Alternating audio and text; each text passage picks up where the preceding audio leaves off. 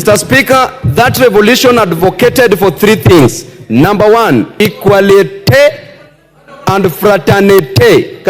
Mr. Speaker, the member for Embakasi East, What is out of order? is beating drums of war. It is very unfortunate to use this Order. forum, Mr. What's Speaker. standing order, Kagombe? The relevance of what the member of parliament is speaking about is not relevant to the bill that we are discussing here. What he's doing is taking an opportunity to use this floor to beat drums of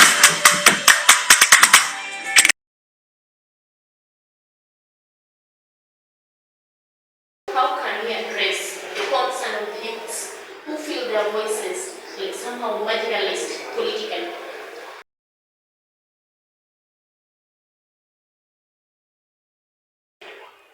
Welcome to the show, Voice Daily.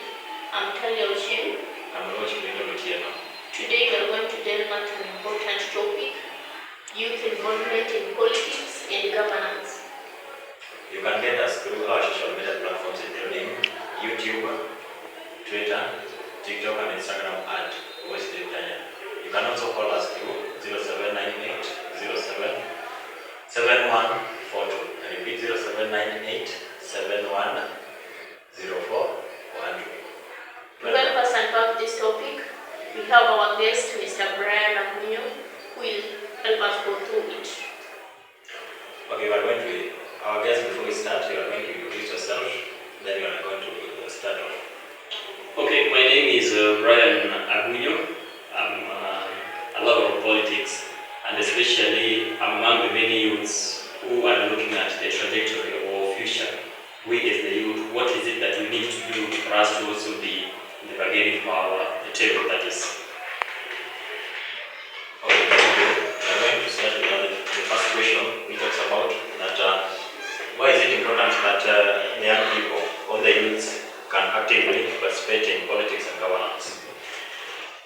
You see, as we focus into the complexities of our modern world, it is imperative that we acknowledge that youth and leadership is not just a mere inspiration, but rather a necessity. And I know many of our youths grew up upholding the cliche that they are the future leaders or the leaders of tomorrow. Normally, that is the contrary of the text, because if we hold that view, the truth is that that tomorrow is never coming. That tomorrow is today, and I believe the youths should wake up and get to realize that they are the leaders, and today is the future, is the tomorrow, today is the day. Okay, Mr. Brian, do you think the young generation, the youths, are politically engaged enough? One thing that I want to bring to our attention is that the youths of this country, and more specifically, the youths of our time, the youths of the African continent, suggest a shift in the political landscape towards a more youth-centric discourse. Because I believe we are a generation characterized by our tech savviness, and through this, we are prioritizing a leadership which is integral, a leadership which demands accountability, transparency. And this can only be found when the youths are being brought to the political arena, because we suggest a shift in the political landscape. That one is the fact. We can never rubbish that under the carpet. Yeah. Okay, then Mr. Brian, there is this issue that social and economic factors affect the youths to participate politically. According to you, how can you argue this? You see, I think this is the idea that we need to raise in our mind. We run an economy of 8,000 people at the expense of 45 plus million. We run an economy where 99.99% are the poor and 0.11% are the rich.